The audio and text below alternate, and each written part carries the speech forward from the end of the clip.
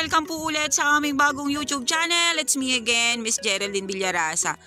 Andito naman po ako ngayon sa bayan po ng Buena Vista, Quezon. Meron na naman po akong ilolocate na isang property. Siya po ay may lawak na 5.8 hectare. Then mula po dun sa town proper ng Buena Vista hanggang dito po sa aking kinatatayuan to, may layo po siya na mga more or less po siya ay 6 kilometers. Then yung property po ay meron pong right of way. Mula po dito sa Provincial Road hanggang dun po sa property, siguro po ay nasa 150 meters ang layo niya dito. Tara po at papasukin po natin yung area. Ipapakita ko po sa inyo yung right of way na ating dadaanan papunta po doon sa property. Okay guys, ito po yung right of way na kinikwento ko sa inyo. Nadadaanan natin papunta po doon sa area. Lalakarin po natin ngayon para makita nyo po yung talagang dadaanan. Ayon po doon sa aking mga kasama, okay lang naman po yung kumuha dito ng daan. At least nga po naman ay magkakaroon ng kalsada dito po sa loob ng property. May dadaanan po tayo na maliit na sapa. Dun po sa right of way na kukunin natin. Hey guys, yan po natututukan na yan ng aking camera. Yan po yung right of way kanina na nilakad ko. Start na po dyan sa nyog na yan ang property. Okay po, ipapakita ko po sa inyo ang nilalaman ng 5.8 hectare. Ayan po. Ito pong side na to, ayan, medyo po siya pa-slope yung property na yan. Yan. Pero makikita naman po ninyo, napakarami po niyang nyog. Ang sabi po sa akin ni Kuya, dito po sa kulang-kulang 6 na hektarya na to, nasa more or less po ito ay sabihin pa na lang po natin na mga 1,000 kapuno up. Gano'n na lang po ang estimate natin. Pero makikita naman po ninyo talagang siksik po ang nyog niya. Then ayan, meron na pong hardwood dito sa side na to. Malaking puno po ng nara at mahogany. Ayan po, then ang fruit bearings naman po, ayan may santol. Then mayroong lukban. Then Indian mango po dun sa dulo na yon. Then ang property po, kay boundaries po siyang sapa. Ayan po siya, oh. Then, ayan, meron pa rin pong, ano na nga kuyang prutas ito? Sampalok. Sorry po, medyo po malilimutin ang inyong vlogger pagdating po sa mga prutas. Medyo po tumatanda na, kaya malilimutin na po. Okay, yan po, oh, may mga anahaw po siya na matatayog na. Ang tawag po dyan sa amin ay kawitin na. Then ayan, meron po ditong dalandan. Then ayan po sa side na yan may langka. Ayan po, ito pong side na to naman medyo po siya pantayin po ito. Ito pong side na to. Pero yung side pong yan, yan pataas po yan. Papunta doon. Yan, pataas po yung side na yan na tinuturo ng aking daliri. Yan po iniikutan na yan ng aking camera. Ayan, dito po sa side na to, ayan, may kakao pa rin po. Then, mangga, langka, then mahogany. Yan po ang fruit bearings dito sa area. Dito naman po ay mga mahogany ang nakatanim dito sa palibot na to.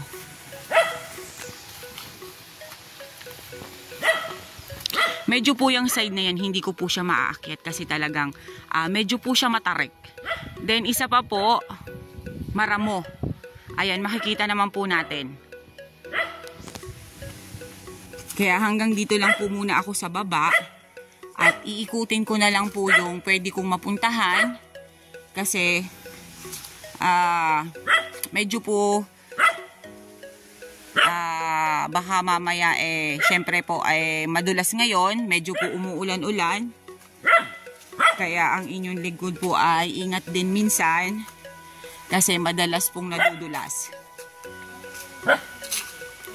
Ayan po. Ito naman ay rambutan. Itong itong fruit bearings.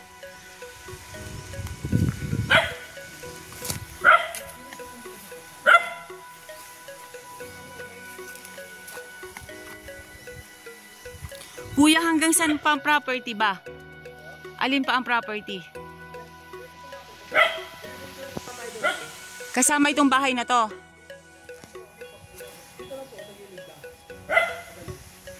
Okay po, yung pong bahay ay hindi kasama.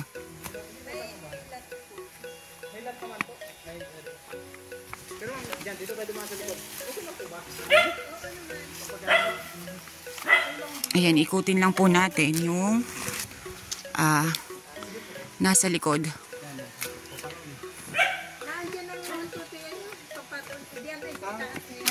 Po, andito naman po ako sa likod ng property o sa likod ng bahay. Yung pong bahay kasi ay hindi po siya kasama dun sa property. Ayan, meron po siya ditong mga avocado at saka lipute. Then ayan po, ang property po talaga ay medyo po slope talaga siya.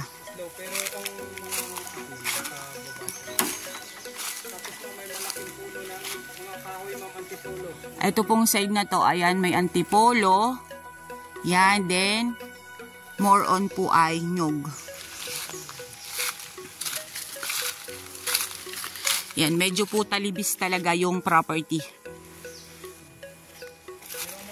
Hindi po ako sa inyo magbabanggit ng ganito, ganyan, kasi ayan, makikita naman po ninyo, or pag ito po'y nagustuhan ninyo, ititripping nyo, then makikita nyo na, yung property pala ay ganito ang itsura. Kaya po sinasabi ko na po sa inyo, siya po ay patalibis, yung pong area. Ang kagandahan lang po nito kasi punong-puno po siya ng produkto.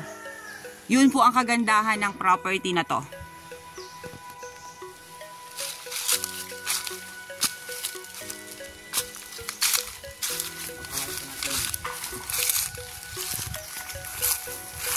Then yung pong source of water dito sa area ay bukal. Ayan po, may hose po sila. Ayan. Ito po siya. Nanggagaling po yan dun sa bukal. Then, pupunta po yan dun sa bahay ni nanay.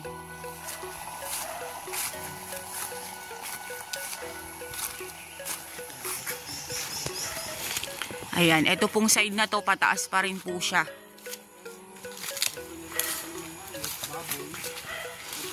Yun lang po kaninang dinaanan ko ang medyo flat. Pero pagdating po dito sa likod ay yun po, talibis na po ang property. Okay, yung pong sapa na yan, yan po yung boundaries. Kita po natin na talagang hindi po natutuyuan yan. Umaagos po talaga siya. Running water po siya. Then ayan, mga mahogany pa rin po dito sa side na to. Then ayun, avocado, Gimilina, mangga, guyabano, yan po ang fruit bearings pa rin dito sa likod.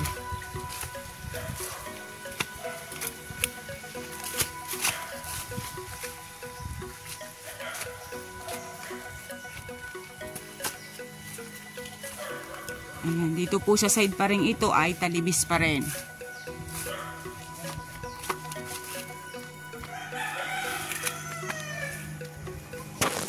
Kung baga po ay sa produkto po tayo babawi. Kasi napakarami po niyang produkto.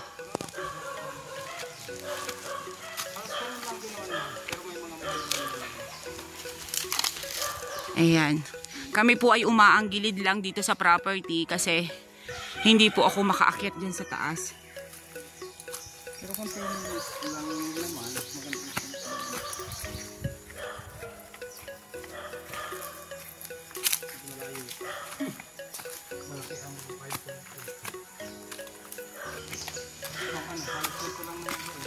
ayan po siya. Dito po sa side na to, ayan. Pulos pa rin po siya nyugan.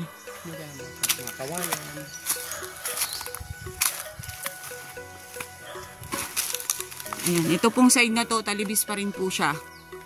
Yan, sa side na yan. Then yan, talibis pa rin. Ayan po siya. Okay po, nandito naman po ako ulit sa may pinakang likod. Ayan pa rin po siya. Meron pa rin po ditong langka, then Indian mango, then more on po ay nyug pa rin dito sa side na to. Then yun nga po, talibis pa rin. Halos lahat po yung area, mas lamang po yung talibis niya. Ano po?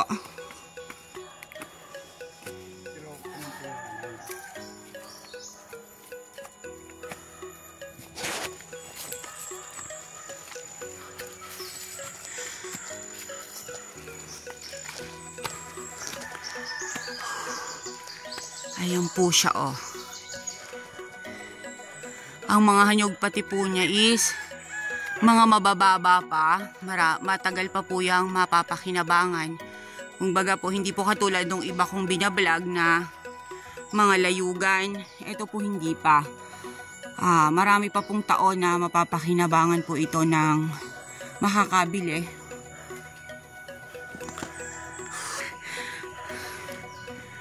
Okay po. Papasada pa po tayo ng konti para makita pa rin po ninyo yung ibang part.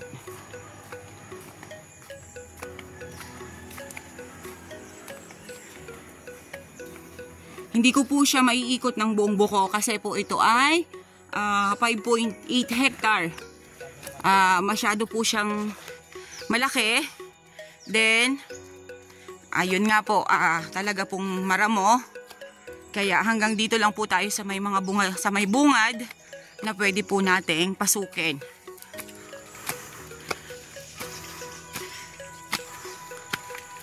Ayan po siya. Umakyat na po ang inyong lingko dito. Malapit ito ng barangay. Yan pa rin po siya. Yan pa rin po ang area.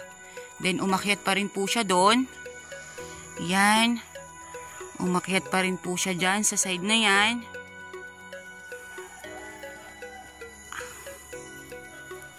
Ayan po. Okay guys, avail nyo na po ang property namin. Dito po ito sa Buena Vista, Quezon. May right of way po siya na nasa 150 meters mula po doon sa Provincial Road. Then mula po sa town proper ng Buena Vista hanggang dito po sa property, more or less po siya ay 6 kilometers ang layo niya. Then ang nyug po niya is nasa 1,000 kapuno up. Then marami po siyang fruit bearings, marami rin po siyang mga hardwood. Okay po, once again po ako po ulit ang inyong site locator, si Miss Geraldine Villarasa. Ako po ay naglalambing muli sa inyo na paki-like and share ang akin pong mga vlog. Then paki-subscribe na rin po ng aming bagong YouTube channel. Okay po, once again po, thank you po for watching.